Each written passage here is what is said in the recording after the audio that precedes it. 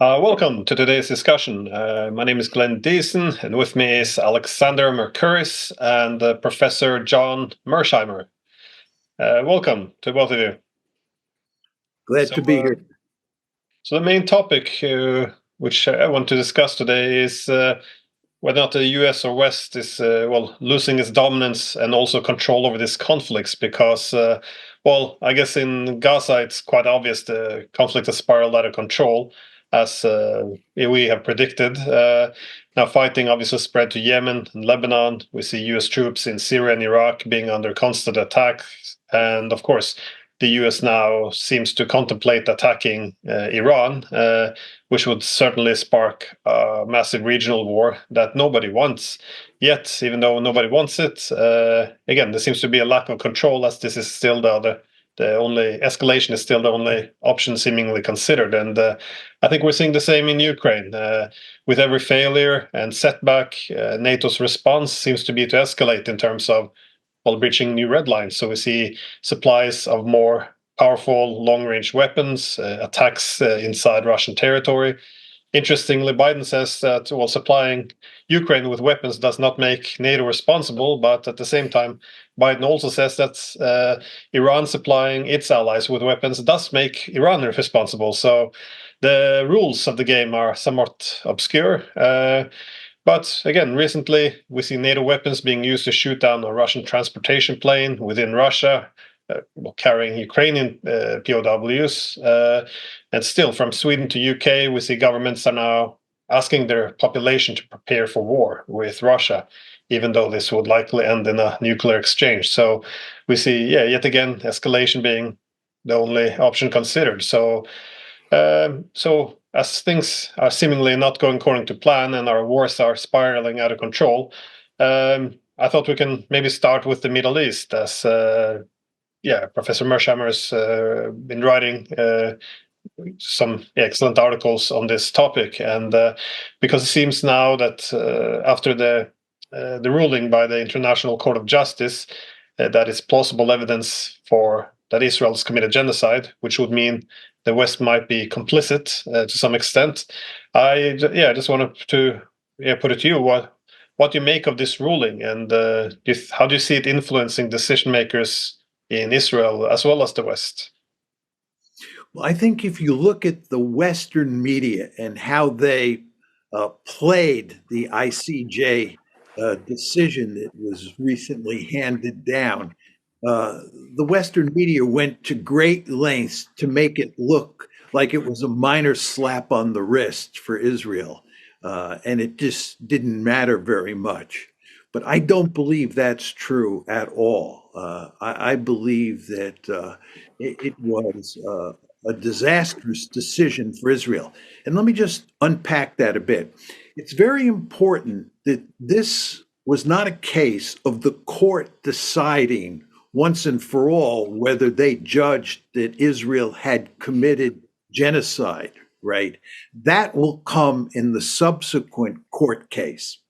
What this case was all about was trying to determine whether there was, and you use these words, Glenn, plausible evidence that the Israelis had, number one, the intention to commit genocide, and number two, there was plausible evidence that their actions looked like genocide.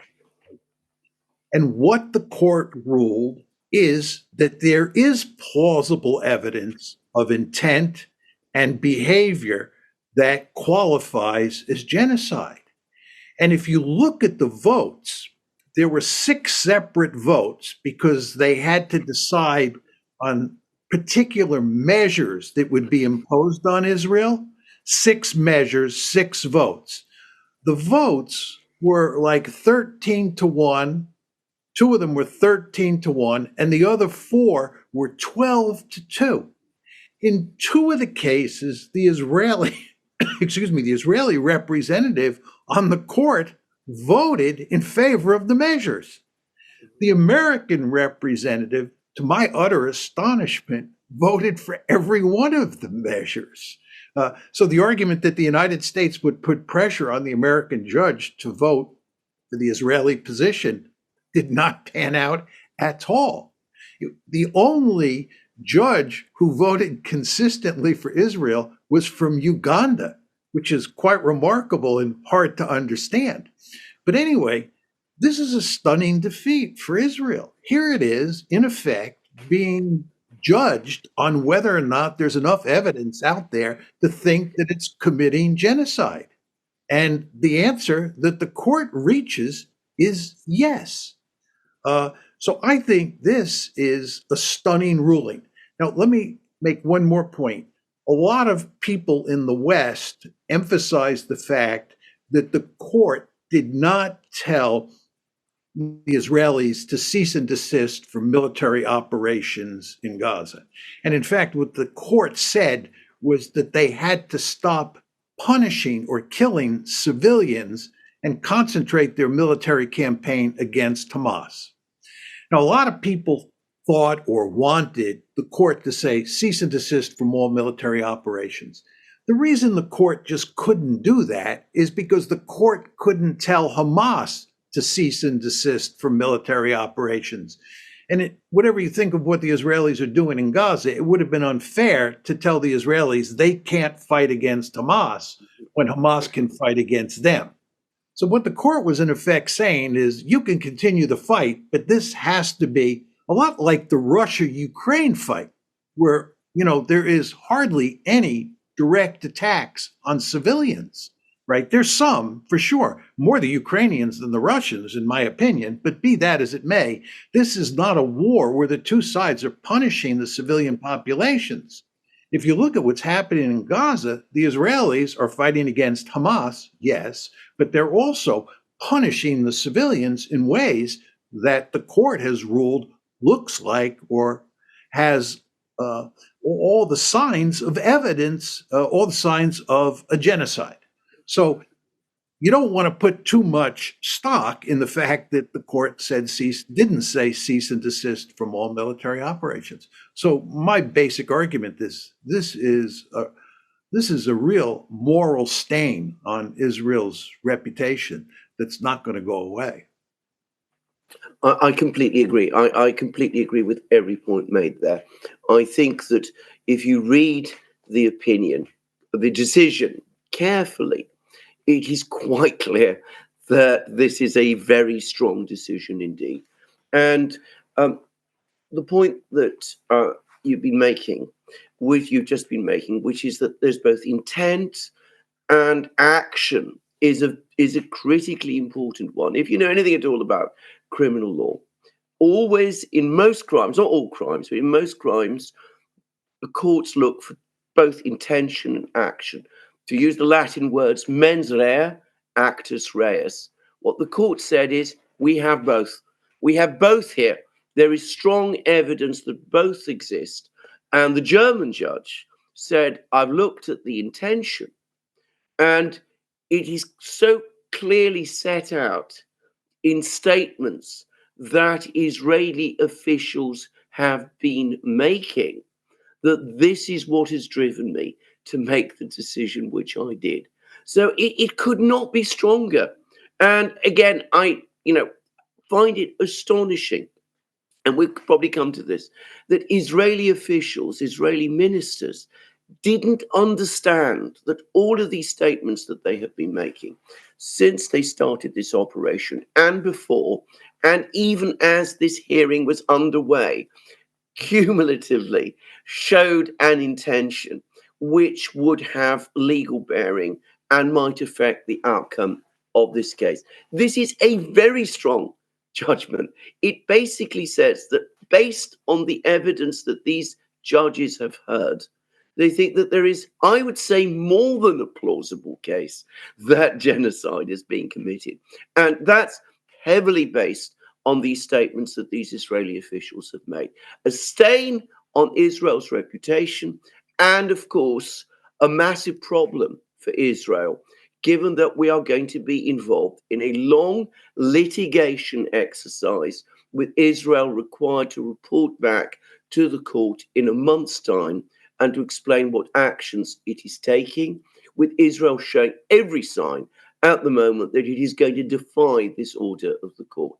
Now, on the second point about the ceasefire issue, I should say, John, that I have been fortunate to have been on a program with Francis Boyle, who is a lawyer who has argued cases before the International Court of Justice, specifically on the issue of genocide. In fact, he's obtained orders, genocide orders, against various parties in the Yugoslav wars, against the Serbs, on behalf of his clients, the Bosnians. He is an authoritative expert on this very question. And he has said exactly what you said. He has said that the court could not have ordered a ceasefire because Hamas is not a party to the proceedings. So there was no option, there was no mechanism whereby the court could have ordered a ceasefire. What they have done is given the strongest and clearest order that they could do in the circumstances, and one which, because it throws the ball back at Israel and asks Israel to come back and to report and explain what it is doing, in litigation terms, puts the onus on Israel even more. So this is, in some respects, an even worse outcome for Israel than if the court had just ordered a ceasefire. Yeah, very interesting. I'll just make two very quick points. One is there was an article in Haaretz that relates to your comments about all of the statements that Israeli leaders made that were really quite remarkable in their intent to sort of do terrible things to the Palestinians.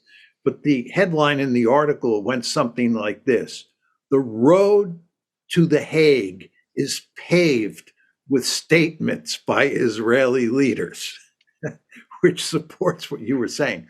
But the second point I want to make is it's important for us to emphasize that this was not a kangaroo court. This was an extremely impressive set of events. The South African presentations, the Israeli presentations, and then the final court decision, done in a highly professional way. The South African document, which was 84 pages laying out the charges, is really very well done. The final order that the court issued, which I've looked at, and some of the dissenting opinions, all very impressive. You can agree or disagree with what I say, but this was done in a very professional way. And that makes it all the harder for Israel and its defenders to dismiss what the court did. You know, the Israelis took this seriously. They sent their A-team to The Hague. I mean, of course, the South Africans did as well. You had really high-powered lawyers and experts on both sides. Again, you could disagree with what these folks said, but these were impressive individuals who on each side made the best case for, either the South African position or the Israeli position. So this is a real problem for the Israelis.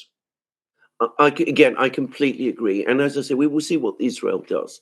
And we will see what the United States and the other Western powers who have been supporting Israel also do, because this is massively embarrassing for them, or at least so I would have thought. Now, again, Francis Boyle explained what the potential follow-up to this can be. Now, we're now leaving to some extent the domain of law and entering the domain of politics and what happens. But the International Court of Justice is part of the United Nations system. The decision is automatically referred to the Security Council, where Algeria, at the moment, apparently, is now going to start holding the presidency. Algeria wants to call a meeting of the Security Council. The Security Council, upon which, of course, the United States is a permanent member, and Britain, has the enforcement function in terms of these decisions. But if the Security Council fails to act, the matter can be taken up by the General Assembly. It is able to do things. And the General Assembly, it turns out, can do quite a lot. and Francis Boyle, again, I should say, by the way, in parenthesis, this was all explained in public by Francis Boyle in a program on Consortium News, which you can find. Francis Boyle was talking about various things that the General Assembly could do. It could exercise the functions of the Uniting for Peace procedure. That hasn't happened for a very long time. Last time I think that was used was in 1979 over in connection with the Soviet invasion of Afghanistan in that year. But it is still there, and it can exercise that.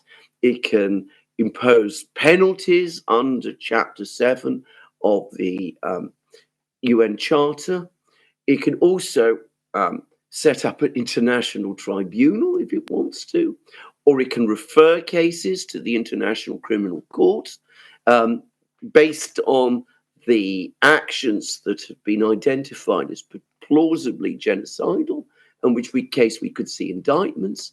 And lastly, and this I think is a real possibility now, it could take steps to recognize Palestine as a full member state of the United Nations, exercising all the rights of any other member state with voting rights in the General Assembly.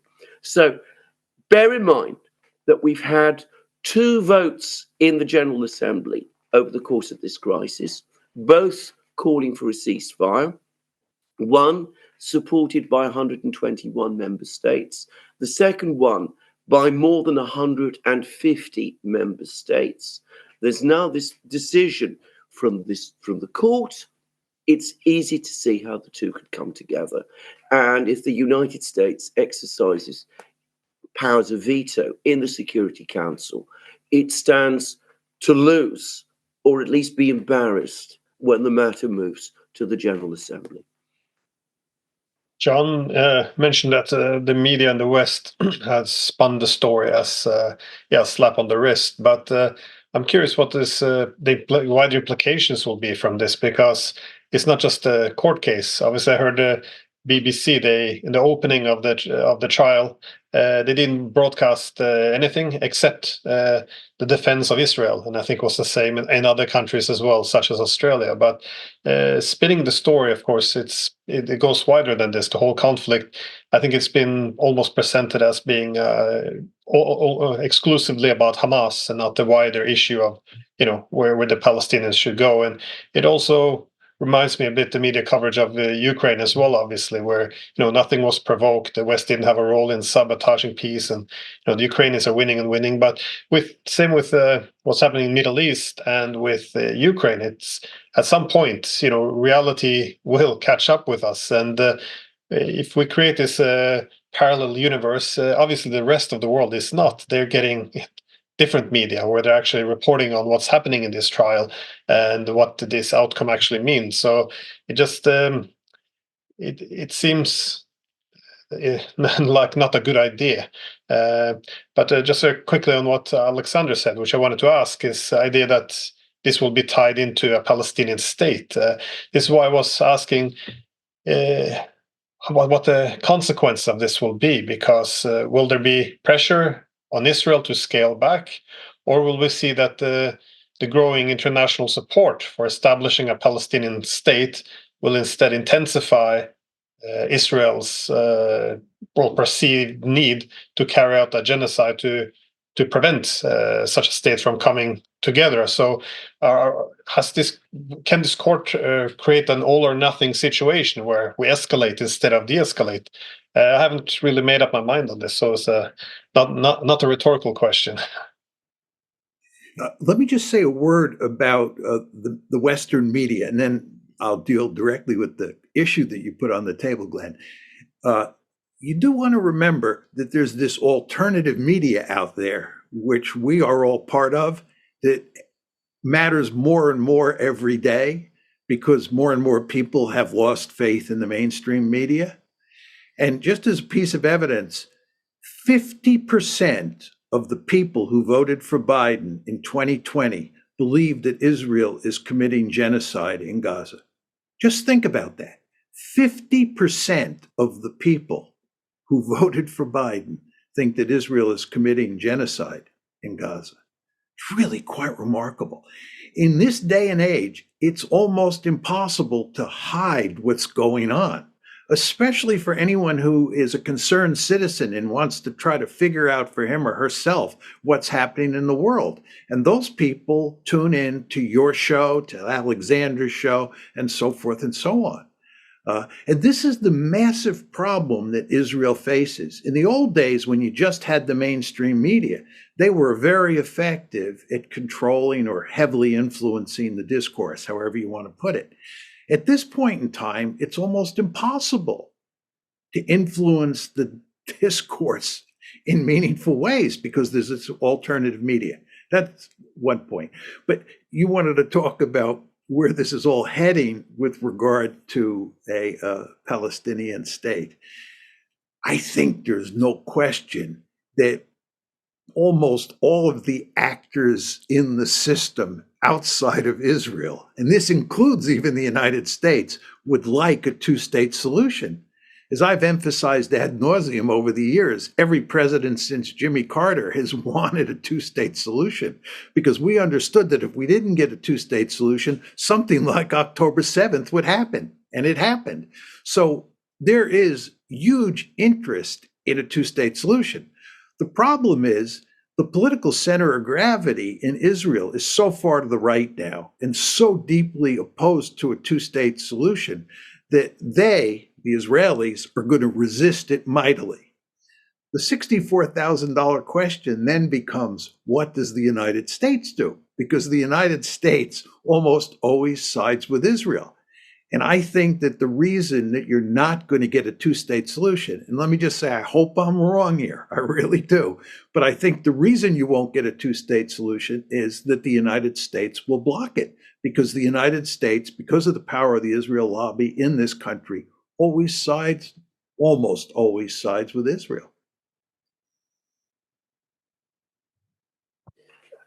It will put the United States, it risks putting the United States in an even bigger position of isolation. Even Britain, which has been gone far out on a limb in terms of European countries, it's been very supportive of the United States in this particular conflict. It's tended to mirror US voting in the Security Council. The Prime Minister, the British government has been very supportive of Israel. The British opposition has been the Labour opposition has up till very recently been equally supportive of Israel. They're now wobbling. And the Labour opposition now calls for a humanitarian ceasefire. And we've had reports today in the media here in Britain that the British government is now gradually coming round to the idea that recognising a Palestinian state, I mean, this is not the two-state solution, because a two-state solution has to be negotiated. And, you know, there are enormous problems, but giving the Palestinian Authority voting rights in the General Assembly, treating it as if it represents a Palestinian state, treating the territories that are what are considered the occupied territories, the West Bank, Gaza, as territories of a state. All of that in the General Assembly, even Britain voting for that, is going to leave the United States out on a limb if it opposes it. Israel will be completely opposed to this. Prime Minister Netanyahu has made that absolutely clear. He's made statements to this effect. I think that the United States is going to find itself in a position where it might vote against something which the General Assembly might still nonetheless vote to do, with its allies peeling away and voting against the United States as well. And on the other hand, supporting something like this and enraging the Israeli government and bringing upon itself criticism from Prime Minister Netanyahu and other Israeli officials. I'm not sure what the US does, but we go back to this issue. I mean, they've lost control of this to the extent that they've ever had any. Yeah. The question I would ask you guys is, where do you think things are going in the Middle East? When I look at the Israel Palestinian conflict in Gaza, right? I do not see any meaningful resolution to that crisis or war in the foreseeable future. I mean, let's assume that the shooting stops. Let's assume they have a ceasefire and the ceasefire continues for months on end. You're still going to have a festering problem there. It's going to be huge trouble. And if the Israelis are treating the Palestinians badly, which they are, that's going to lead to all sorts of problems with the Houthis continuing, all sorts of problems with Hezbollah continuing. This situation, if anything, looks like it's going to escalate, not de-escalate. And I would say, Alexander, that I think if that happens, the United States will be increasingly isolated, number one. And two, increasing numbers of people in the United States will start saying, what can we do to put an end to this? Because this is really crazy. I mean, you're beginning to see Biden hesitate about hitting Iran, because I think Biden is coming to recognize that if we attack Iran, that's just going to make a really bad situation even worse, right? So what is your sense as to what this looks like moving forward and what that means for, the Palestinians, a Palestinian state, a two-state solution? I'm just curious how you think about it. Well, I'll go first. Every single person from the region who knows the region I have spoken to is convinced that we are heading for a massive conflict. They don't believe that any kind of diplomacy is going to control the situation there. We've had a guest who knows this region well, who was Alistair Crook, former British diplomat. He's been involved in all kinds of negotiations in the region. He said exactly the same. And everybody I know who has had information about this region says exactly the same thing. So it's exactly what you're saying, that the situation is going to escalate because negotiations by this point have become impossible. And the general view is we will have this enormous escalation, this tremendous battle. And then when that has run its course and things settle down and, we are left to pick up the pieces after that, then, but not before, we might finally move towards some kind of resolution. Now, I have to say, I find that very disturbing at multiple levels. I think anybody who looks at the situation and who thinks about what that means would find it so. But that's what everybody is telling me, that there is no diplomatic solution to this conflict. And the possibilities to find a solution to the problems in Gaza specifically have been lost and were never really attempted. No, I tend to agree with this as well, because what I'm thinking is once the fighting stops, there's no return to status quo, the old status quo, that is, because again, the Palestinians weren't treated great before October 7th either. Otherwise, obviously, it wouldn't have happened. But after all of these massacres, the idea that they can go back to ruling Gaza the way they did, I just don't see it being possible. And besides this, I also think that the region itself will probably begin to change. Obviously, it creates also a huge problem for the United States, because as it's now open season on all these American bases across Syria and Iraq. The United States has a problem. It has to show will restore the trust in deterrence, if you will. But again, it doesn't have the capacity to, or a willingness at least, to go into such a huge war. And I think the same applies for Israel. They kind of relied for so many years on this, everyone fearing this great capabilities of Israel. They also can't afford to they can't restore this without causing so much damage that they will have all this hatred against them. And I think Iran is really the big problem, because whenever there's conflicts or problems in Syria, Iran, or with Hezbollah in Lebanon, or even the Houthis in Yemen, Iran is always picked out and blamed by Washington. I personally think it's exaggerated that yes, they supply weapons to their allies, which are seen as being a part of a resistance. But again, this idea that Tehran is pulling all the strings and organizing everything, leaving no agencies to its partners, I don't think this is an accurate portrayal. But either way, if I think this is the dilemma now, because if the United States should remain the dominant in the region, they have to restore deterrence. But again, I read some reports in the media, which so far unconfirmed, but that the United States reached out to Iran through third parties and then asking, can we strike somewhere in Iran, and then you don't retaliate, just to save face. And Iran, of course, will not have none of it, because they also have to deter. If they allow another country to bomb them and not respond, this is a huge problem. So again, I'm looking for confirmation on that report, but it shows some of the problems that the United States is in.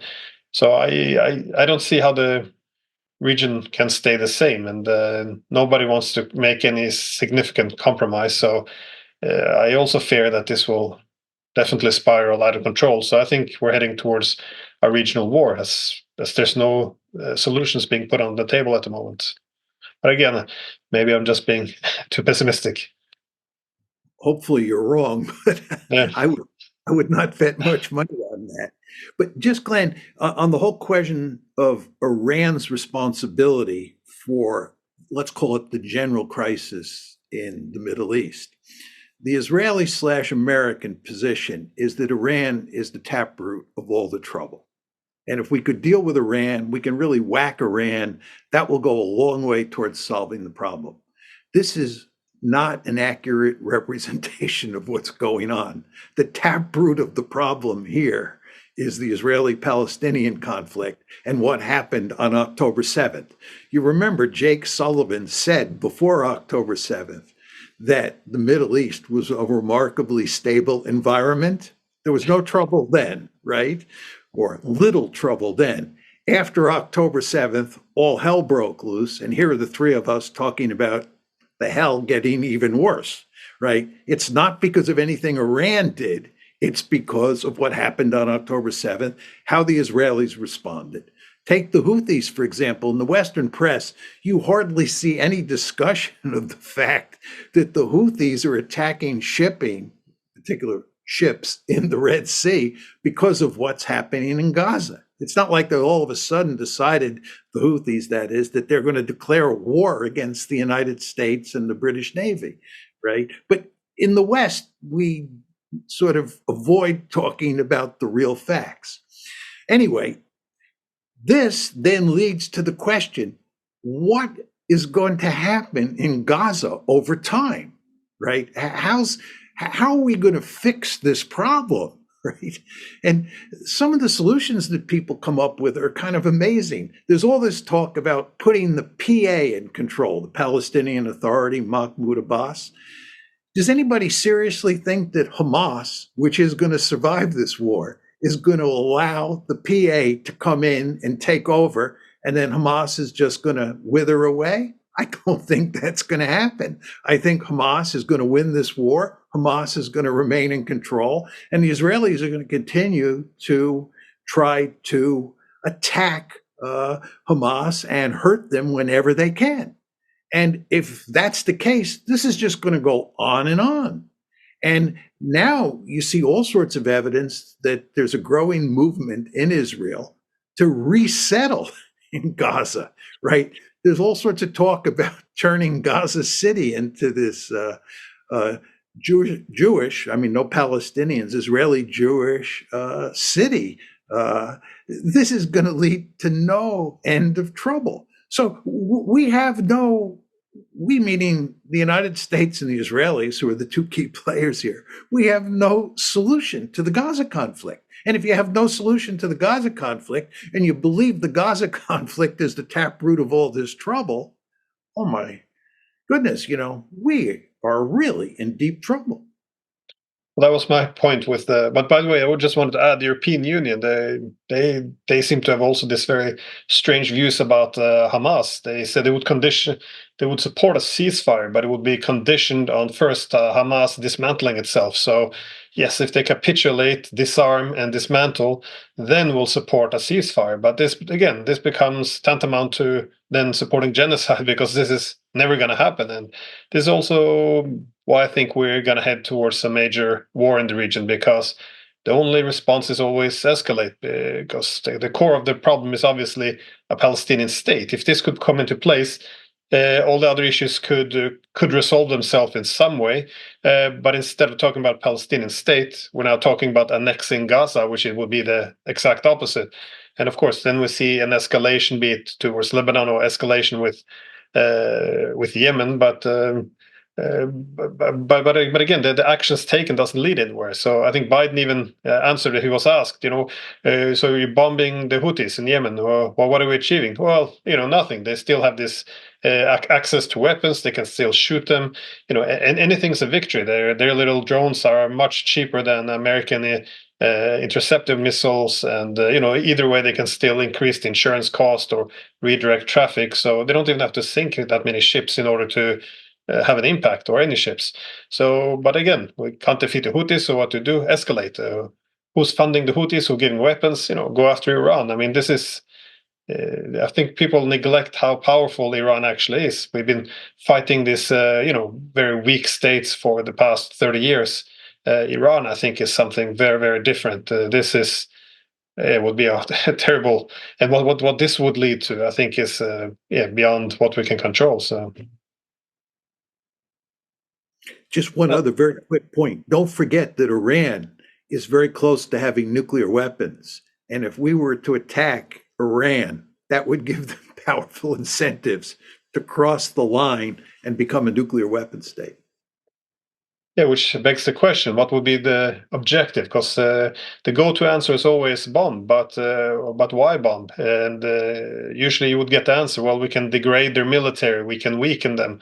But would you really want to weaken or seriously degrade a country like Iran? Because they have a lot of regional adversaries, and if their conventional weaponry weakens, well, as they say, the ultimate equalizer is nuclear weapon. And Iran, I would consider now to be, if not a threshold state, nuclear, close to it in terms of being able to develop nuclear weapons rather fast if they would set that objective. So if we can degrade their military a little bit, but then of course would come back with maybe a nuclear armed Iran, a little bit like Russia. We're going to degrade their military, this great opportunity to fight them with Ukrainians, and now suddenly we see the Russian army stronger than it's ever been over the past 30 years. So it's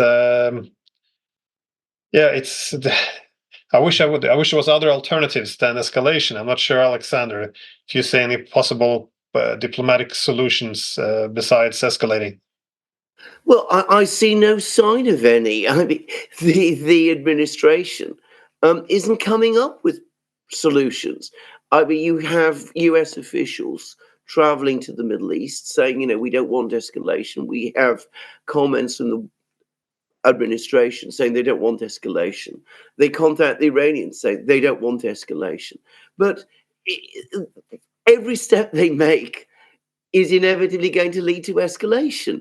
And it's always that we can't ultimately do the one thing which, in terms of this immediate crisis, I'm not talking about the longer term resolution of the entire crisis, but the immediate thing we could do, which might calm things down for a little while and perhaps give us an opportunity to think and decide what to do. The one thing they could do is get a ceasefire in Gaza.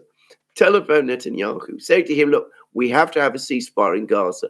The situation is dangerous. It's getting almost out of control. You must stop the fighting in Gaza. Then we'll speak to Iran. We'll say, look, we got the ceasefire in Gaza. Speak to the Houthis, speak to Hezbollah. Let's calm everything down. That's what they could do.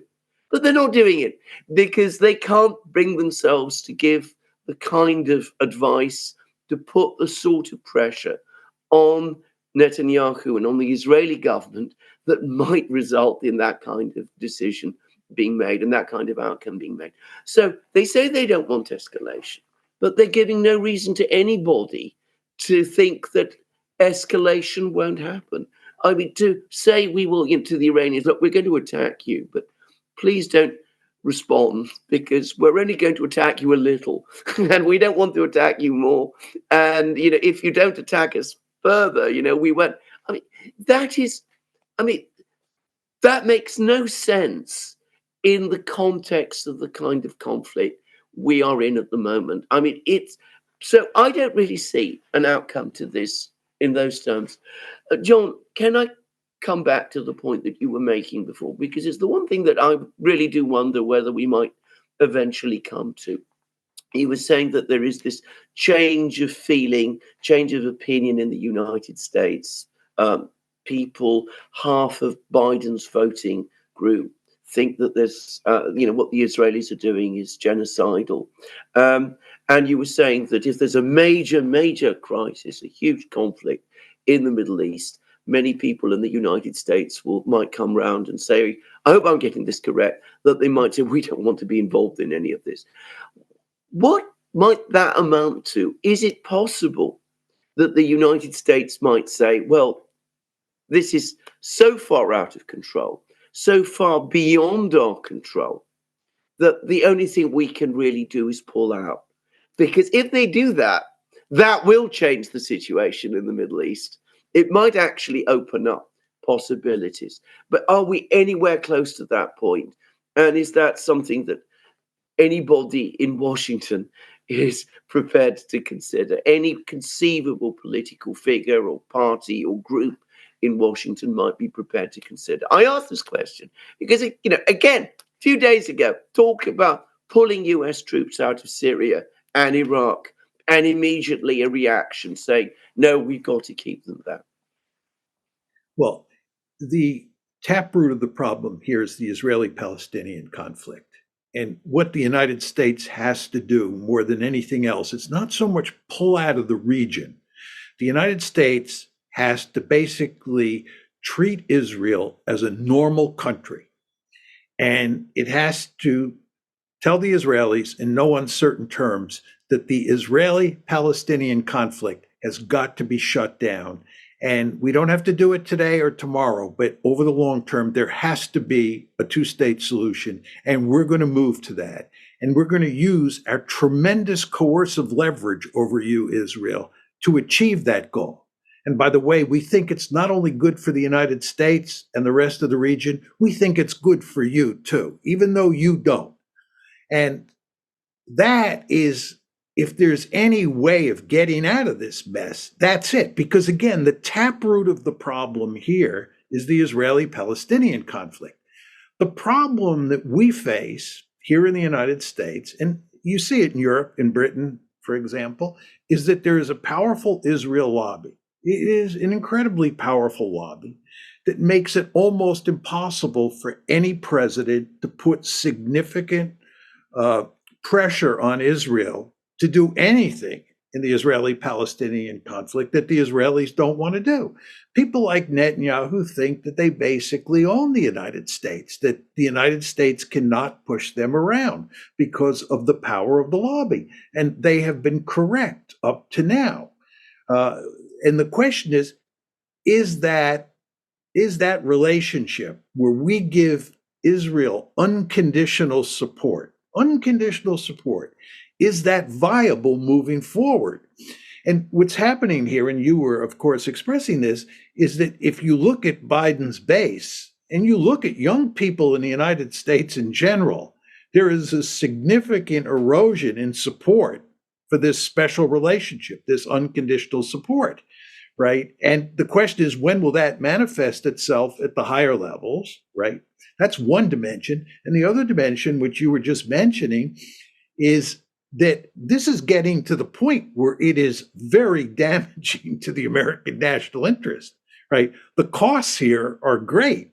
And if we're correct that the costs are going to get greater over time, it may be, regardless of the pressure from below, the people up top just conclude that we have to do something to change this situation, and the lobby, the Israel lobby, be damned. Do I think that's likely to happen? No. I'm not the best judge of that because I've written this article and book on the lobby with Steve Walt, and our views on that whole subject are probably somewhat skewed by the fact that we have spent so much time thinking about the issue. But I, for what it's worth, don't see any significant change. And that's why I think we're in really deep trouble, we meaning the United States, and of course the West more generally, moving forward. Well, I also seen a video of Netanyahu actually saying the same as you now, that they shouldn't worry too much about America's opposition because they have, well, this is a bit older video, but, the lobby is strong, so they're not going to go against us. And I also seen this video of an interview with Pelosi. She says something of the likes, if the entire Congress will be burned to the ground, nothing was left. The only thing that would remain was the steadfast support for Israel. So not any national ideals or national interest, but Israel. So I don't doubt that it's strong, but I'm just wondering, at some point reality will catch up. It can be the electoral base. For example, as you mentioned, I think 50% of Biden's voters considers this to be a genocide, but I think 70% wants an immediate ceasefire, a ceasefire at least. So how long can you ignore the voters? And also the changing distribution of power on the ground. I mean, the 90s are over. This idea that the whole region will just sit by and not take any action. I think that's been proven now to be wrong, just by the events over the past few months now. So I'm just wondering if it is sustainable, and again, it has keep seeing these parallels to Ukraine, because sometimes offering all the support in the world, it leads to a very uncompromising position. And as you pointed out, I don't think what Israel's doing now is in their interest. So I think that should be the message. This is going against their interest. But again, see the same with Ukraine. They, on the first day when Russia invaded, they said very clearly, the first day they reached out to Zelensky, we're ready to talk, but we want neutrality. This is what we'll discuss. The Ukrainians, or Zelensky, responded again on the first days of invasion, we're willing to discuss neutrality, no preconditions.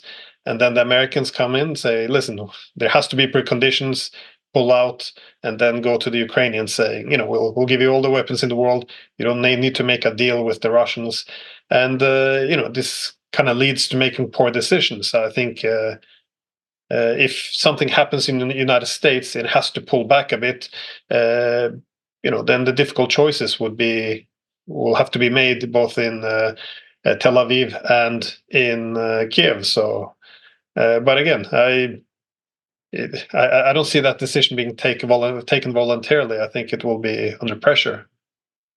Well, just you bring up Ukraine. If you marry the situation in Ukraine, which is not that dissimilar from the situation in the Middle East, where the West is in deep trouble in Ukraine and it's in deep trouble in the Middle East, you would think that we would step back and say, we have to reevaluate our theory of international politics that guides our policy.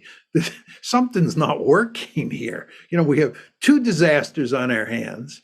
And if anything, from the Western point of view, the American point of view in particular, the situation gets worse in both cases. So obviously, we're doing something that is really wrong. And don't you think we ought to reevaluate? This is the way I would approach it, and I'm sure you guys would too. But it doesn't seem to be the way the United States thinks. We double down at every turn, right? And we've been doing this for years, and we've not fixed either one of these problems. That's what sorry. No, I was going to. Damn it! Go ahead. No, carry on. Please, Glenn, go ahead. Well, as you said before, Alexander is, we keep saying we don't want to escalate, we don't want war, but we do want to bomb you. This was the message in Yemen. This appears to be the message with Iran, and also this is what we're saying to the Russians. We don't want to be a part of this. We don't want to escalate anything, but we will send heavier weapons. We will strike inside your territory, but we don't want conflict. So sorry for interrupting you twice, Alexander. No, all I wanted to say was that the United States, which has been a great power now for a fair amount of time. I mean, 80 years, it's been the most powerful country. It always seems to me it has real difficulties sometimes understanding where its actual interests lie. It gets itself into these fights, which it seems to have tremendous difficulty extricating itself from. And what it tends to do, and you see this in Israel to an extreme degree, and you see this also in Ukraine, is that in its sort of allies or client states, if you want to call them that, it tends to back those who take the most extreme positions, undercutting those within those states who might have taken more moderate and realistic ones. If you're talking about Ukraine, I mean, I've been following Ukraine very closely for years now. Every time there's been an argument within Ukraine between the extreme hardliners and those who say, well, let's try and find some kind of solution. The people who are the extreme hardliners are able to say, why should we seek a solution, a moderate solution? Why should we make concessions when we can get our maximalist objectives because the United States backs us? And the result is it leads the United States into the kind of problems that we now have. Ukraine could have been a country very closely aligned to the United States. It could have been a country probably eventually joining the European Union. And all of that could have been achieved if certain concessions, internal concessions and concessions to the Russians had been made, which, not bringing Ukraine into NATO, not arranging for, American bases to be established there, giving some rights to Russians, allowing people in, Russians to speak their own language, that kind of thing, which would not have affected the US position at all. But again, the US seemed unable to see this. And of course, with Israel, it's been much, much worse. Again, there used to be a peace movement in Israel. I remember it. But again, why argue for peace if you are an Israeli when the hardliners can always say, well, we don't need to give anything because we got the backing of the Americans, so we can have it all. I think just a couple points on this. I think that when the Cold War ended and the United States emerged, certainly after the collapse of the Soviet Union in December 1991, is by far the most powerful country on the planet. We concluded that we were morally and politically virtuous, but furthermore, that we had this big stick, this military, that we could do all sorts of wondrous things with. It was really, it was magical in what it could do. And you remember the first Gulf War in 1991, which was a stunning victory for the West and for the United States in particular. It looked like that was true, that the United States could run around the world and do pretty much what it wanted. That very famous statement by Lord Acton that power corrupts and absolute power corrupts absolutely. You do have a sense that that applies in the American case, that their thinking was corrupted. You said, Alex, that the United States was not very good at figuring out what its interests are. I think that's absolutely true. But it was also not very good at figuring out how to achieve those interests, or support those interests once it identified what they were. So we were bad on both counts. And we've gotten ourselves into so many wars, or there's so many cases where we've used military force where it has turned out disastrously. Did you say to yourself, there's just something wrong here? If you think about Afghanistan, you think about Iraq 2003, you think about Libya, you think about Syria, you think about what's going on with regard to Yemen now. The list is very long. And, if they attack Iran, as we were talking about a few minutes ago, this is not going to have a happy ending.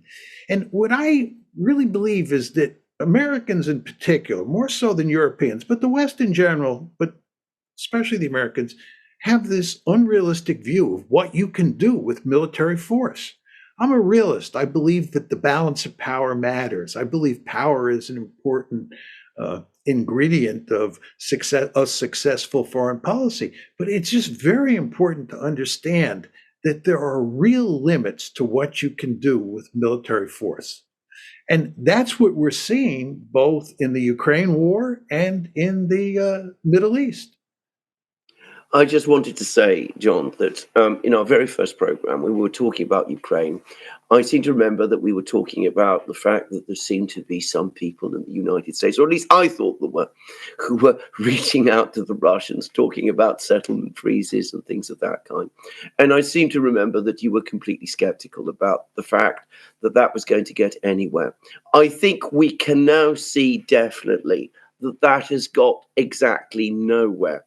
I mean, there doesn't seem to be any real interest when it comes to the conflict in Ukraine in finding any diplomatic solution at all that I can see. And I think this is exactly right. I remember you saying this isn't going to happen. And, well, it hasn't happened. You cannot underestimate how hawkish, how wild and crazy the foreign policy establishment is in the United States, how little interest they have in restraint. It's really quite remarkable. I think if you're a foreign leader, and you're in an adversarial relationship with the United States, you want to think worst case. And Putin, this was his big mistake. Putin actually trusted the United States. That was a fatal mistake. And he now admits that that was a mistake, as you've pointed out on a number of occasions on your show, Alexander. And the end result is he got himself into a lot of trouble. By the way, just to continue on Ukraine, given what we're saying here, this does not portend good things for the future in Europe in general, but especially with regard to Ukraine.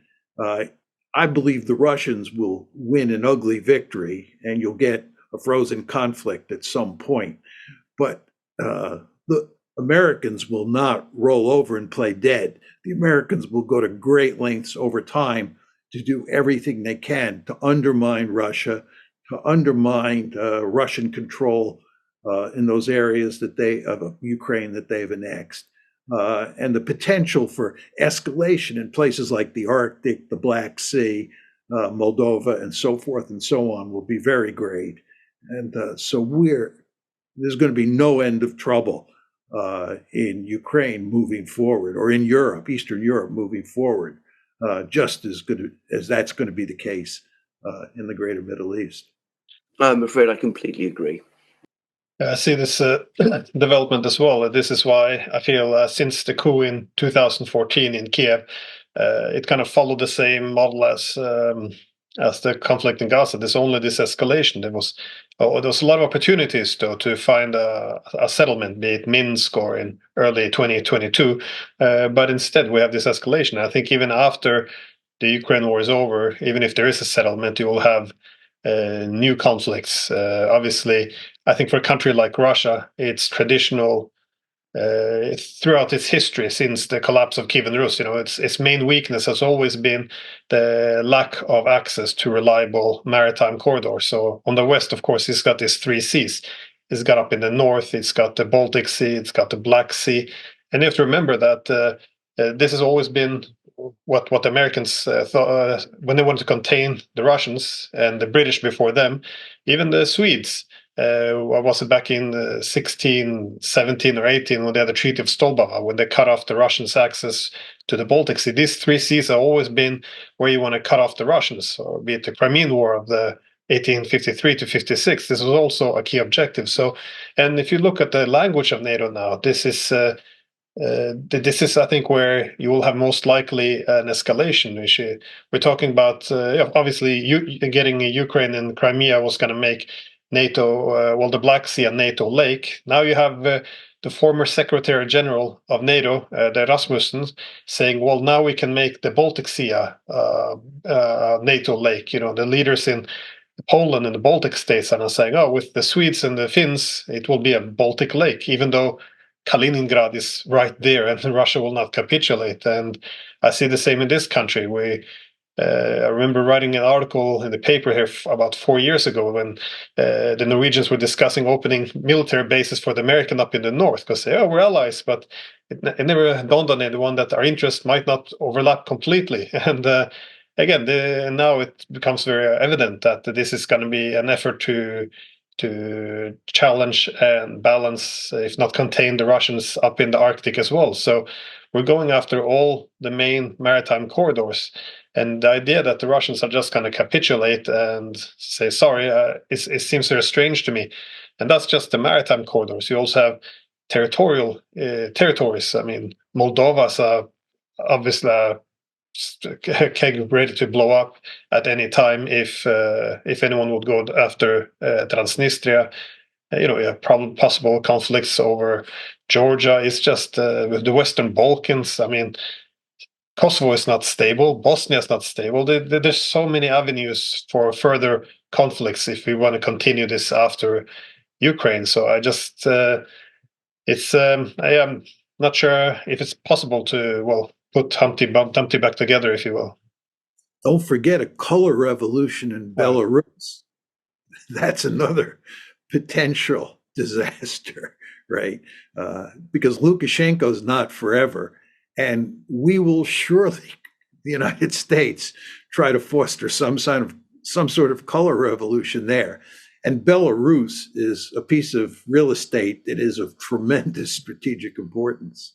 Yeah, it's hard to believe. And by the way, we've not even talked about East Asia, where there's the possibility of the United States and the Chinese getting into a war over the South China Sea, the East China Sea, or Taiwan. It's really quite remarkable, sort of where we are today. And by the way, just talking about the Arctic, the Russians were long interested in keeping the Chinese out of the Arctic as much as possible, but they now know that given they're outnumbered up there, they want to bring the Chinese up there with them.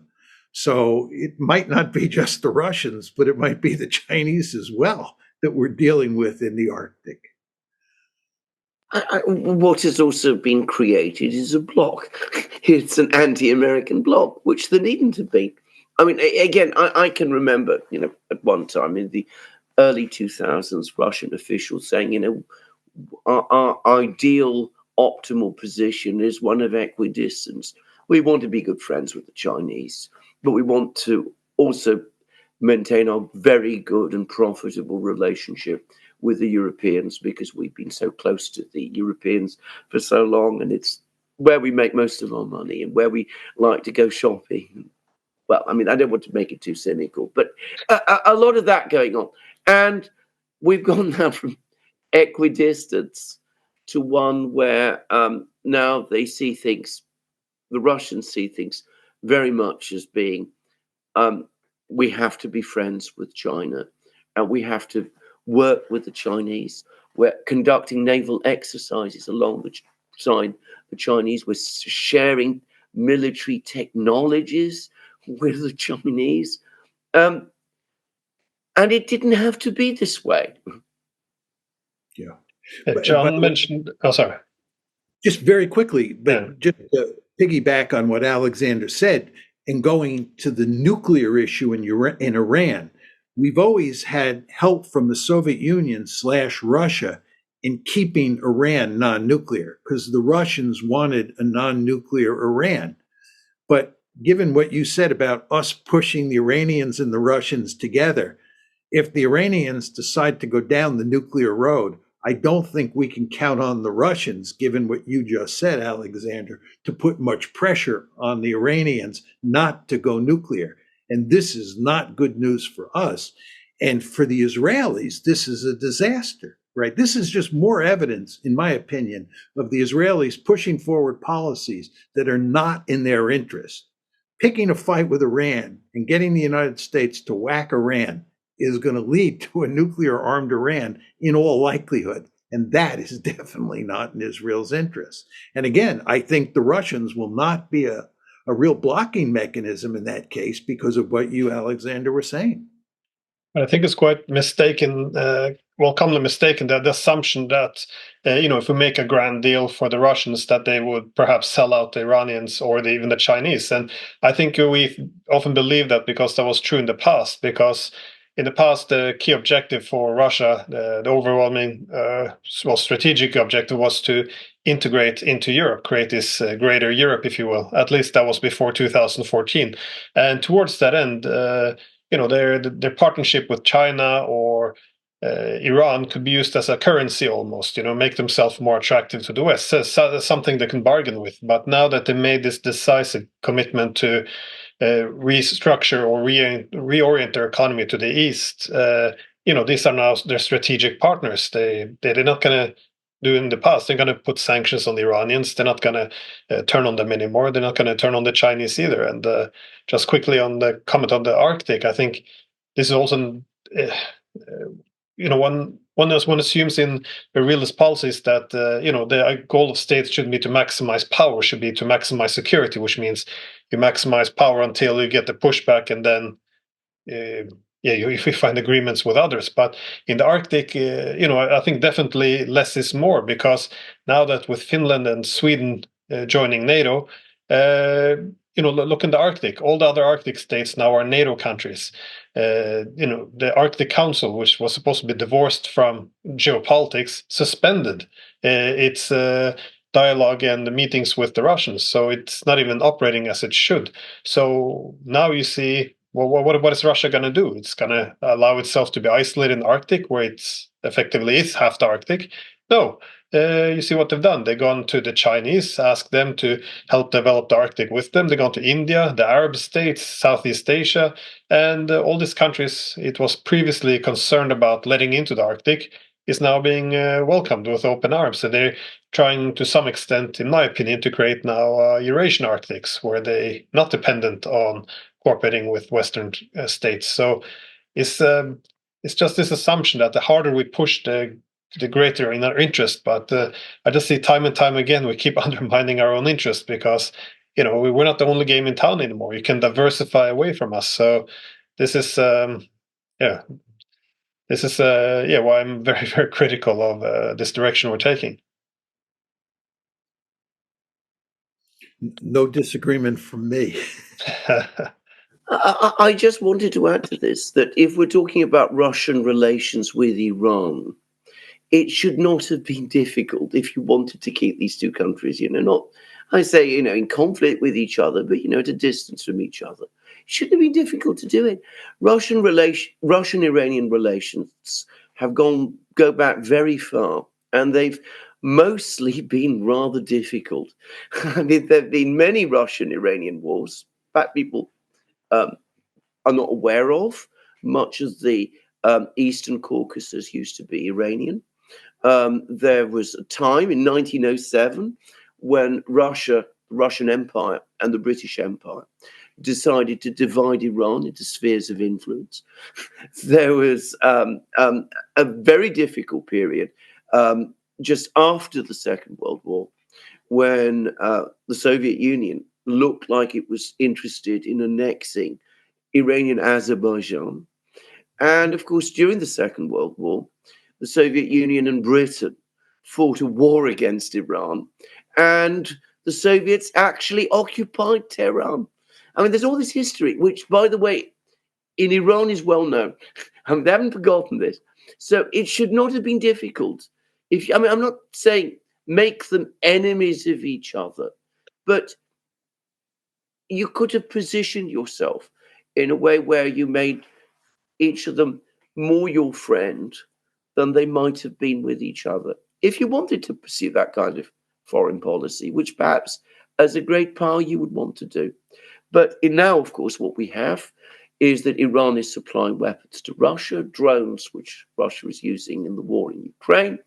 And coming back to the points that you were making, John, I can remember a couple of years ago, a Russian defense minister, the deputy defense minister, Alexander Fomin, he's still in post, assuring the Israelis rather, that Russia would not supply long-range aircraft, fighter jets to Iran. And now, of course, they've agreed to do precisely that. So we've gone from a situation of, prickly relationship to one where these two countries are now cooperating with each other in the military field. And they're both potentially important powers. Russia, a great power, not as powerful as the United States or China, but nonetheless, a great power. And Iran, in Middle Eastern terms, certainly a great power. I think you could take what you just said about Russia and Iran, and you could substitute the word China for Iran and talk about China and Russia and tell almost exactly the same story with a few details changed. There's a great video by Joe Biden from 1997. He's speaking, I think it was at the Atlantic Council. And, he's saying how, we're going to expand NATO. And, the Russians, of course, they don't like it. They feel betrayed and isolated. But, as I told them, what are they going to do? Well, where else are they going to go? Are they going to go, they have to adjust, what else can they do? Are they going to go to China? And he mocks the whole proposition that that's even an option. And then, making another joke, he suggests, well, if China doesn't work, why don't you go to Iran? Maybe that would work. And the whole crowd kind of laughs of how ridiculous this is, because there is no alternative. It's the West or nothing. So the worst deal we give the Russians will be the only deal. So this is kind of the NATO pitch, which didn't refute the idea that Russia would fiercely oppose it, but instead say, who cares what they say? And just like say, I kind of very much agree with what Alexander said as well, because the path for Iran and Russia has been, it was unlikely to a large extent because of these historical conflicts. Also, early 1800s, by the way, in the 1820s, all these conflicts they had. But keep in mind that in Syria they. Because they both supported Assad, they briefly had some common interests, and some people in Moscow, I remember, were talking about the possibility of building on this, limited area of cooperation to building a larger partnership. And of course, then you have the similar sanctions on both countries after 2014, where they see more and more interest in aligning and cooperating. And then, of course, the war now in Ukraine. And I think it's important to look at the difference between Israel and Iran, because the Russians have always been careful not to alienate the Israelis. But in Ukraine, the Iranians are sending drones and weapons to support. Meanwhile, the Israelis sent trainers to Ukraine to help fight Russia, kill Russians. So now suddenly you see a huge shift. And of course, all of this military partnership is also cemented with an economic component, because now they're developing this international north-south transportation corridor in which, the linking Russia with Iran and and India. This will put Iran in the center. So this whole idea of linking the region together through the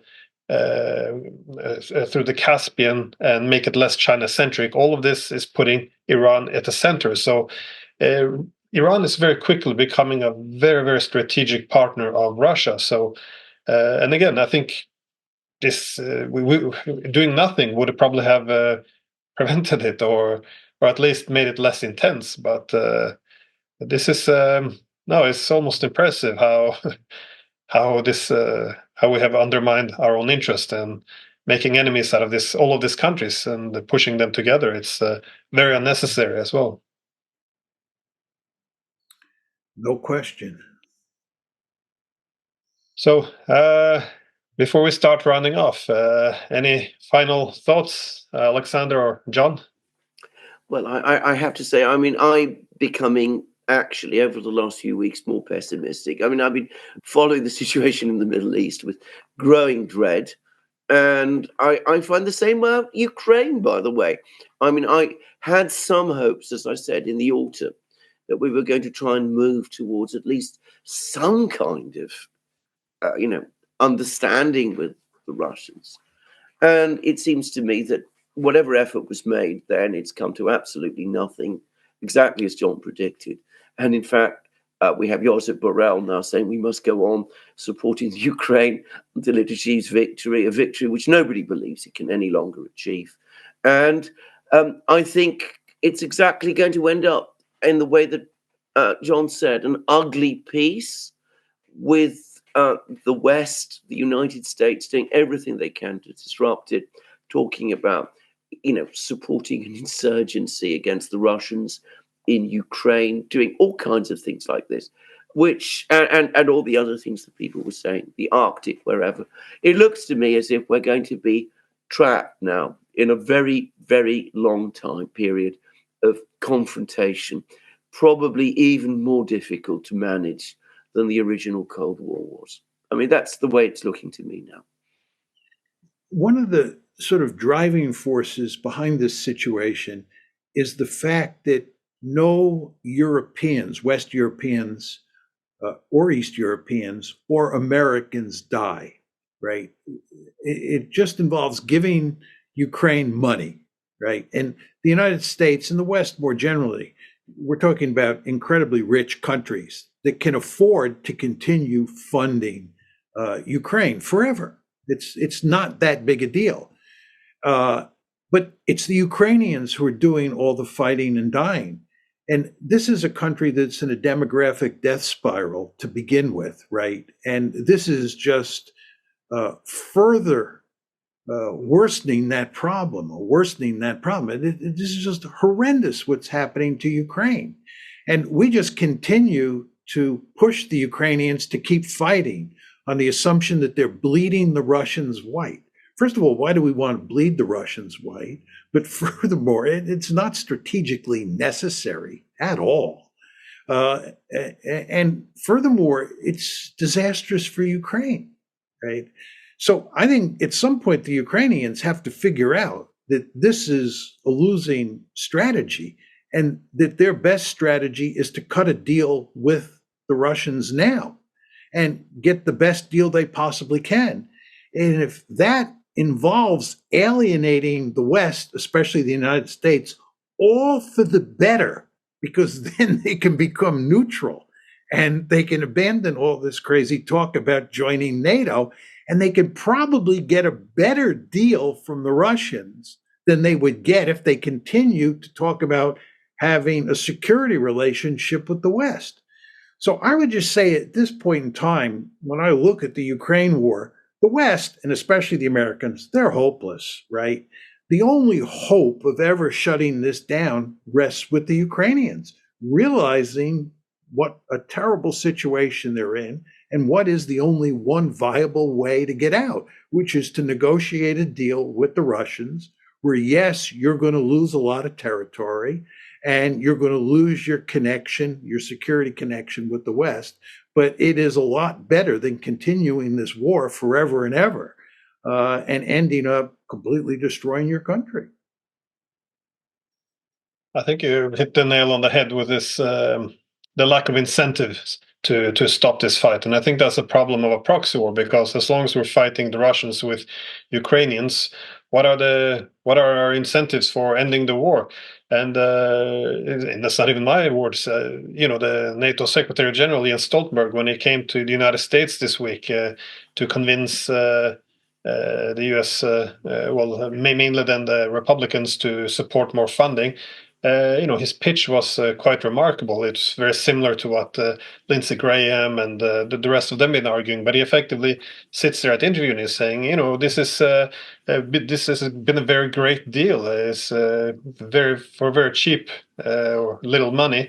The United States been able to destroy and degrade the Russian military, and also at the same time, because we're spending most of the weapons buying American arms, it's creating jobs here. So this is, well, first of all, it's not just very cynical that, not even mentioning the hundreds of thousands of Ukrainians dying, and the Russians, of course, but it was completely devoid of any strategy. I mean, we're recognizing that the Ukrainians are losing very badly, that the Russians are winning.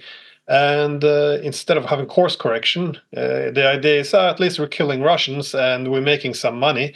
I mean, it's not a strategy. And given that everything that's on the line is just, and they still claim the moral high ground, it just continues to shock me, to be honest.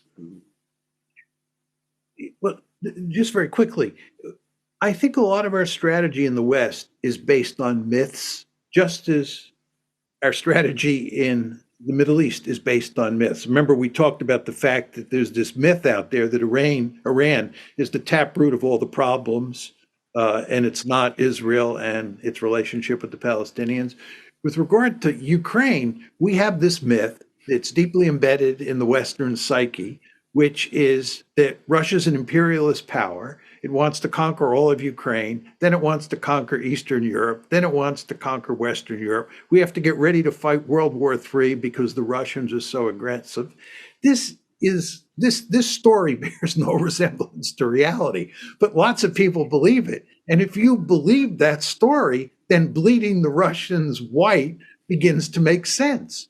But if you believe, like we do, that the Russians are not interested in conquering all of Ukraine, and the idea that they're interested in conquering other countries is ludicrous. If you believe that, then the idea of bleeding the Russians white makes absolutely no sense. And in fact, it's counterproductive because it perpetuates this war.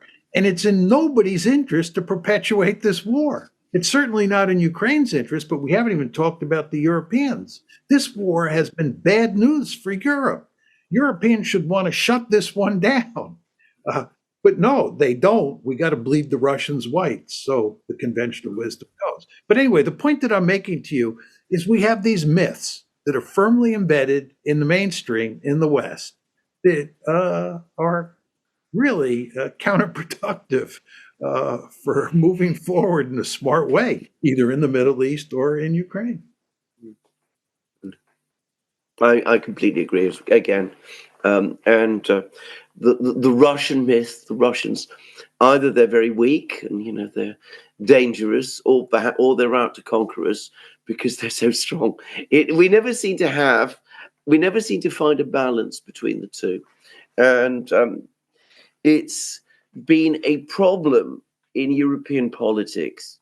It's a myth that has distorted European politics ever since the early 19th century. You can see it. You read British newspapers of the 1820s and 1830s, and you go all the way up to the Crimean War. You will find exactly the same language about Russia there as you do now. It's most strange, actually. It's the one thing that never seems to change. This abiding conviction that the Russians are somehow apt to subjugate the whole of Europe if they're given the chance to. You want to remember, just as my final point, that before February 22nd, 2014, when the Ukraine crisis broke out, we thought, and Glenn was making this point before, that we could shove NATO expansion down the Russians' throat as we had done in 1999 and 2004. Why? Because the Russians were so weak. We just shove it right down their throat. Then when the crisis breaks out in February 2014, a day later, we're making the argument that they're the second coming of the Wehrmacht, and Putin is Adolf Hitler, and we have to do everything we can to deter this growing juggernaut. What happened is we just flipped, in ways that are consistent with your point about weak Russia versus powerful Russia overnight. We did it for political reasons, of course, not because it had any bearing on reality. Sorry. This is common in the discourse, at least from the early 19th century, this hopelessly weak versus overwhelming. So on one hand, they're stealing our toilets, and on the other hand, they might conquer us all tomorrow. There's no sanity in terms of a middle ground. I just want to have a last, maybe it's a bit two big questions, but it's about my last question is about deterrence, because I think or what seems to be a common theme in all of the current conflicts is the US, they claim that the United States need to restore its deterrence because, well, this is what we keep hearing over and over again. But again, it seemed to me that every country is sufficiently deterred. I mean, no country in their right mind wants a war with the United States. This would be quite suicidal. But often it seems that we're conflating this term of deterrence with capitulation, or at least accepting immunity for the hegemon. Because in Palestine, I guess it seems that deterrence means Palestinians should not fight back under apartheid or ethnic cleansing, and with Iran they should be deterred from supporting countries and groups which are their allies, which the West is trying to weaken, and in terms of deterring Russia, of course, again, it's ridiculous to suggest, as John said, that Russia wants to invade NATO. So I think they are deterred, but when talking about deterrence, is it that we should be able to attack Russian territory and Russia should be deterred from retaliating, such as what's happening now? We're attacking inside Russia, but they have to be deterred not to respond. Because this was also the problem when Russia invaded the Ukraine. I mean, Russia, you can't really deter Russia from invading Ukraine when the alternative is NATO's incursion into Ukraine, which is seen as an existential threat.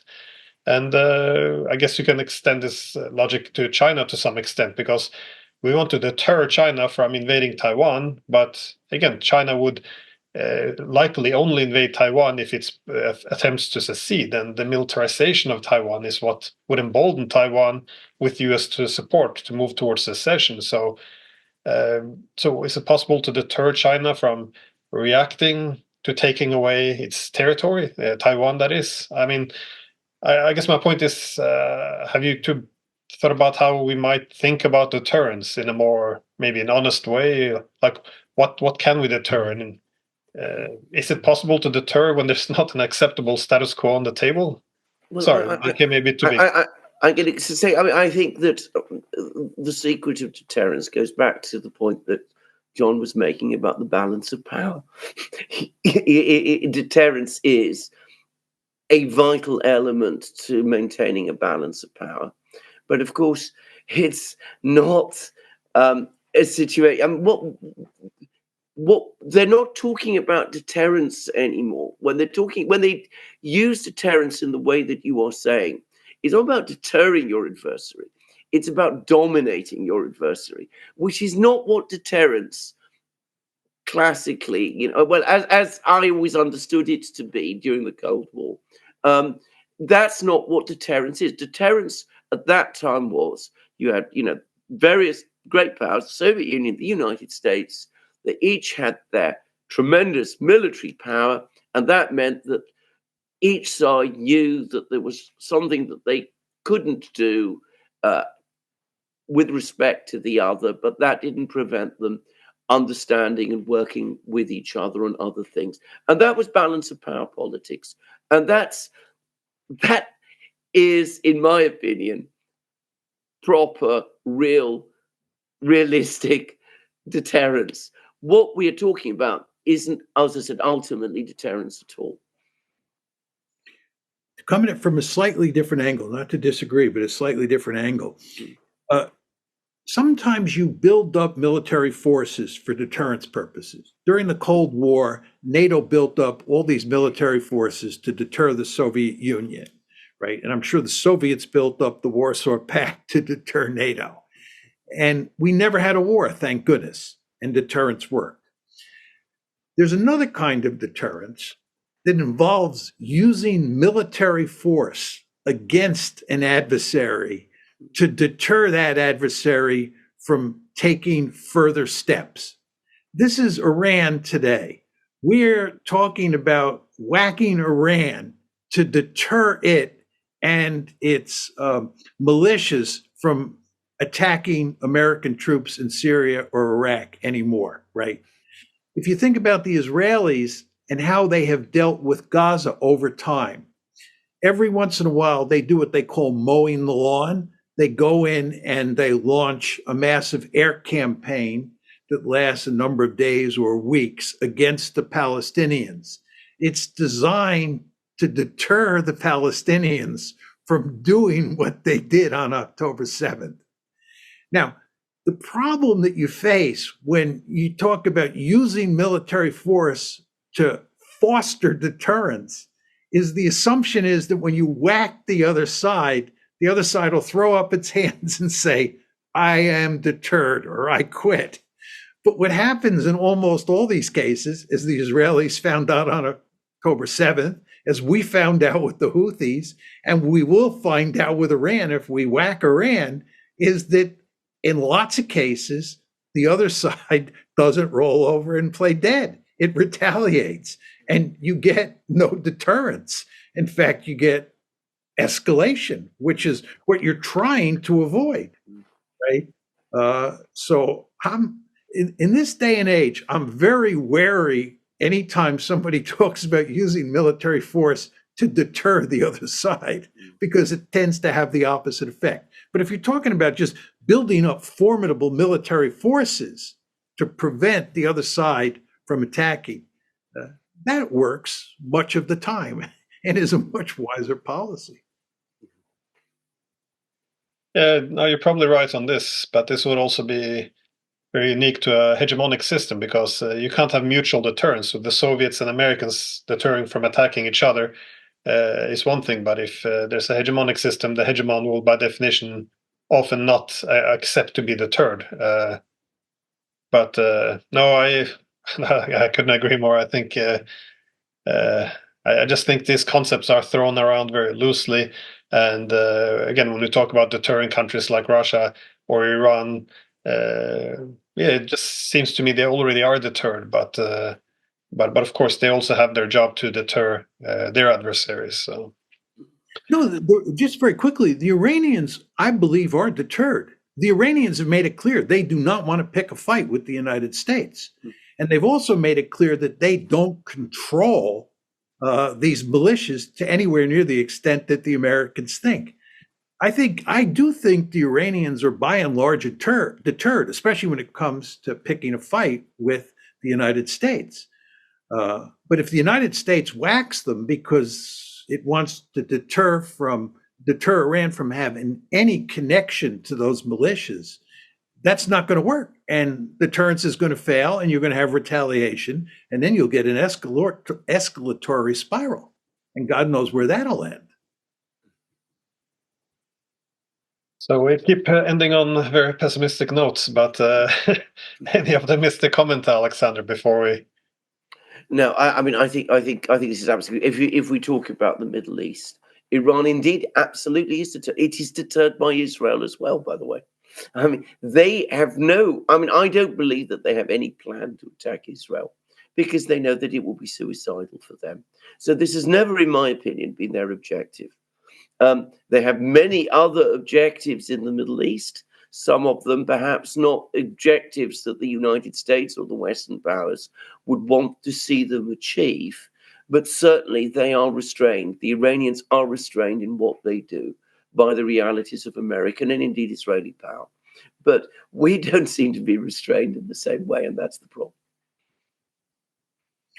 I agree. And I would just say it was very enlightening talking to you two gentlemen. And the only upside of the gloomy picture ahead is that we will have many more opportunities to talk about these issues. Yeah. Thank you, Tom. Yeah.